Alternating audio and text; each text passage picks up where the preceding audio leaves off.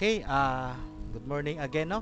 Ito yung part 2 natin. Yung una kanina, eccentric bolted connections. Now, ito naman is yung welded naman. So, as you can see, dito sa ating steel design, pwede naman natin sila i-connect. It's either bolt or it's either welding. Okay, dito naman sa eccentric welded connections, kung makikita nyo, it's about yung haba, no? Yung kanina doon sa eccentric bolted connection sa dami ng bolts. Dito naman sa haba ng bolts. So as you can see, if nastudihan nyo yung simple connections which is hindi siya eccentric, pagdating dito mas maganda pag mas mahaba yung bolts saka siyempre yung thickness rin ng welds.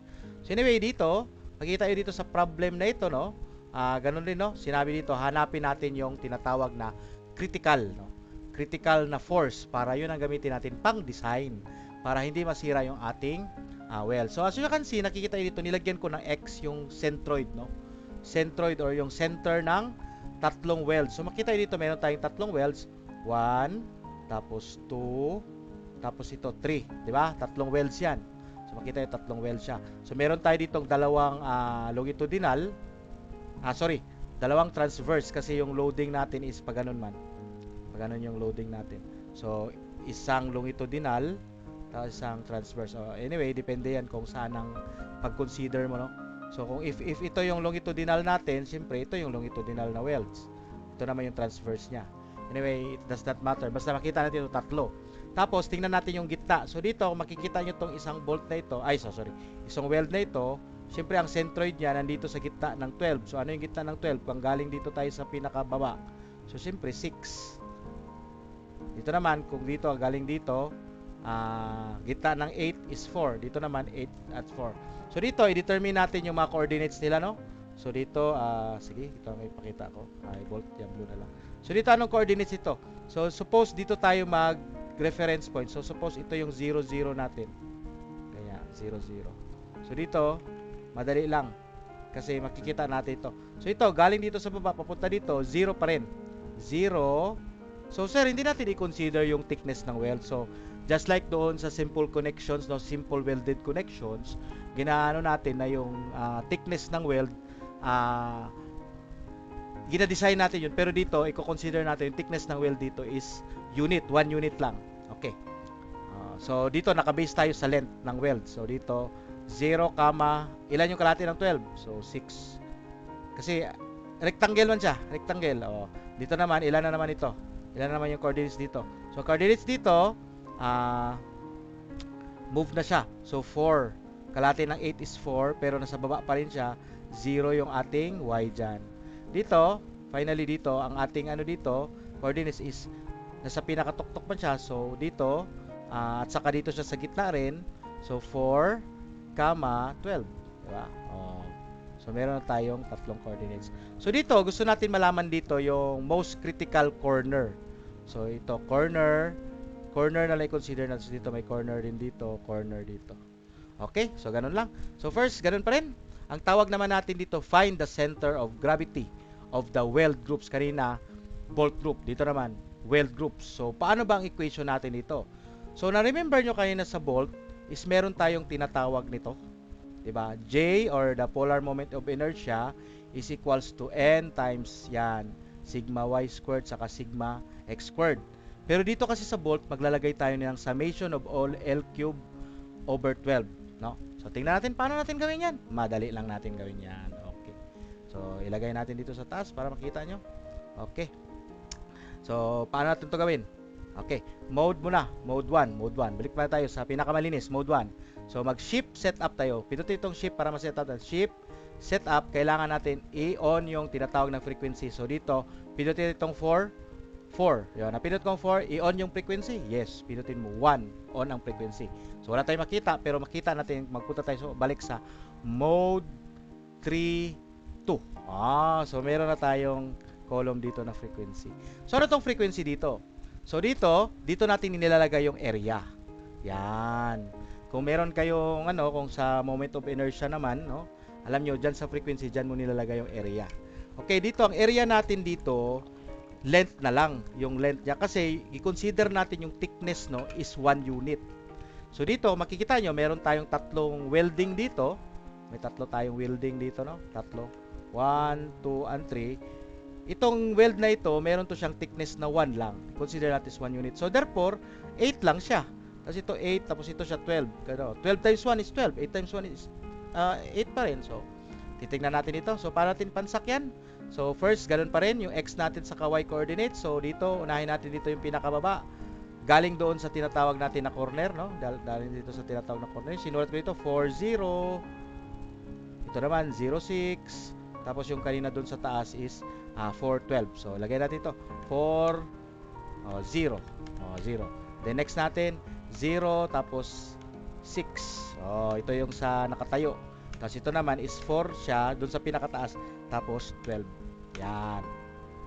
Then, lagay natin yung mga frequency. So, ang unang frequency nito, 8. Ang frequency nito is 12.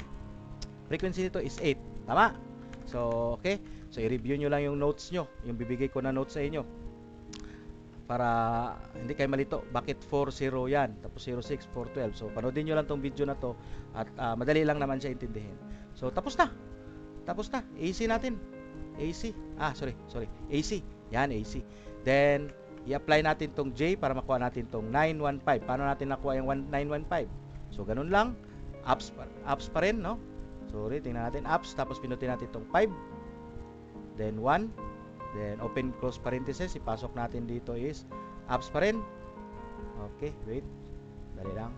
So, S bar gihapon. So, 6, 3. 3 squared plus 6 squared. Apps. S bar pa rin. Then, paano itong summation of L cube? So, ito na lang. Gawin nyo na lang ganito. Plus. 8 cube. Diba? Memorize natin ka na. 8 cube. Sorry. So, 8 cube. Yan. 8 cube plus 12 cube. Bakit? Ito yung nakatayo. Lahat ng mga linya nila. Plus 8 cube. Diba? Wala naman mahirap dyan. It's either 8 or 12 na yan. 8 cube. Diba? 8, 12. Tapos 8 rin ito. Diba? 8. Kaya 8 cube, 8, 12. Tapos, i-divide natin yan siya sa, so automatic yan na 12 always yan. Divided by 12. Pag enter mo yan, lalabas ang 915.0476619. Okay? Okay. So, nakuha na natin tong 915. Yan yung kakailangan natin sa J. Anyway, kung gusto nyo mahanap ulit yung centroid nila, kung gusto natin mahanap yung centroid galing dito sa corner na to, no? Galing sa corner na to, pwede natin ipakita. So, ganun lang. Balik ka ulit dito, apps, S bar pa rin.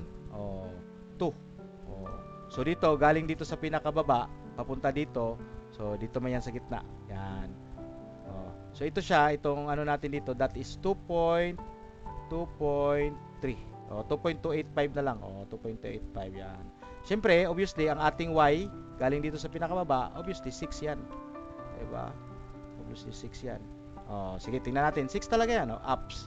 5, tapos 5. 6. Diba? Now, tingnan natin itong problem. So, dito, kita natin na eccentric siya. Kasi, nandito man yung centroid natin banda, Diba? Nandito ang centroid. Itong line of action, dumaan ba sa centroid? Hindi. So, eccentric siya. Okay, ganun pa rin yung process natin. Hanapin natin ang TU. So, ang TU natin, 60. So, bakit 60? Kasi given dito 10K at saka 30 kips. Yung dead load is 10 kips, the live load is 30 kips. Dito maganda lang dito kasi siya? Kasi naka-vertical lang siya. Hindi natin kailangan i-resolve into horizontal at saka vertical component. So ito siya, vertical lang talaga siya. Okay? So 1.2 dead load plus 1.2 live load. Sana yung natin? Nag-solve ba tayo? Ito pala, sorry. Yan. 1.2 times 10 plus 1.6 times 30 is equals to 60 kips. Assume clockwise is positive pa rin. So, 10. Galing ka dito sa pinakagitna, no? Galing ka dito sa... So, 10 plus, gaano to kalayo? Yan, ganyan na lang. Gaano kalayo? So, makikita nyo, 8 man ito sila. So, that is 8 minus ito, yung 2 point something dito kanina, 2.20 pa, 28 tapos plus 10. Kaya makikita nyo dito, 8 minus 2.286, yung nakuha natin na x bar kanina, plus 10 times 60, 942.84 kips inch. Kips inch siya? Kasi inch man yung ginamit natin. So, itong tinatawag natin na torsional shear. So, F1x, yung F1x parang siya yung PCX kanina, pero dito kasi ang term natin F1. Pag weld, F1. Yan yung direct shear.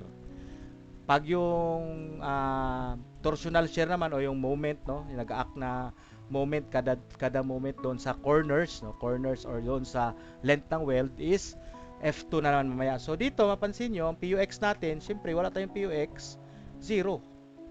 I-divide natin ngayon sa total length ng weld. So ilan ba yung total length ng welds? 8 plus 12 plus 8. Oh, kaya makita 8 plus 8 pa. Pero anything na i-divide mo sa 0 divided by answer is 0 keeps.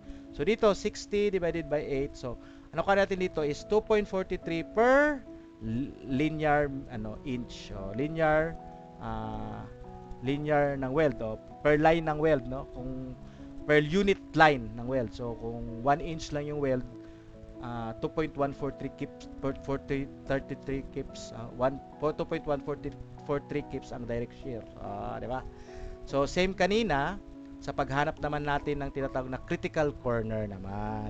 Kanina critical bolt, so ito critical corner, so hindi ko na explain sa inyo paano ginawa. Basahin nyo na lang, saka ginawa naman natin kanina. So sige, ulitin natin. So mag-extend ka dito ng ng line of action ng force, tapos mag-apply ka ngayon ng pula na perpendicular sa line of action ng force na dadaan doon sa centroid, no? Dadaan doon sa centroid, no? Diyan, dadaan ngayon sa centroid. Tapos, maglagay ka dito yung yellow, yung tinatawag natin na instantaneous center, no? Sulat natin yan, IC. Yan, IC. So, sinong pinakamalayo? Siyempre, pantay itong dalawa. Yan at saka yan. Oh, yan ang pinakamalayo. Yan ang most critical corner. Ito naman ang pinaka least critical corner. Anyway, tingnan natin yung kanilang mga mga coordinates. So ito siya from dito, no, galing dito sa pinakababa. This is itong niya. So ibig sabihin dito 8, 12. Oh, di ba? 8, 12. Dito naman, ano dito? So dito naman 8, 0. Oh. So dito mapansin nyo, makita natin mamaya, no, na it does not matter kung 12 ba yan or 0.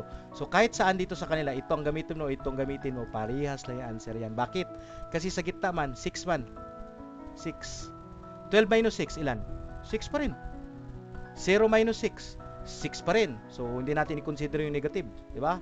That's why kung dito ang piliin mo 812 or 80, parehas lang yan sila na kasi maganda, no?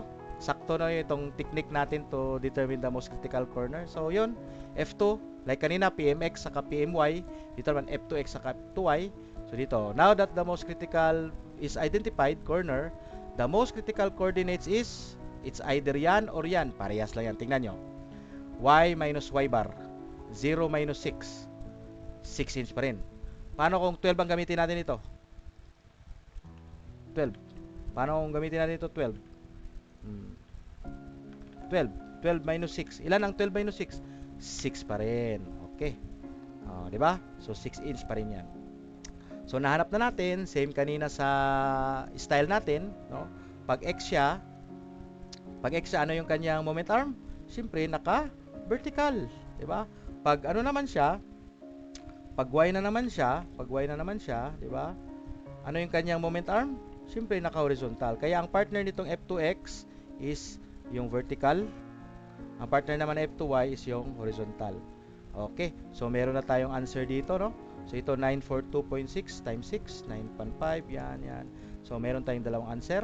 Tapos same kanina, i-add natin yung direct shear doon sa tinatawag natin na torsional shear dito. Ito, torsional shear na part or yung moment, no? Moment sa shear. So 6.181 saka 8.029 kasi gi-plus nyo. So dito 0 man tayo. Wala man tayong direct shear sa horizontal, kaya 0, pero meron tayong F2X. Okay. So ganun rin, ang answer is 10.13 kips per inch. Yan yung gagamitin natin pang design. Tapos pwede nyo gamitin kung saan na direction, 52.41. Okay? Naintindihan? Thank you so much. Thank you. So I hope na makapasa kayo sa exam natin at saka sa quizzes natin, no? So God bless and everyone. Thank you. Panoodin nyo tong lahat, no? Thank you.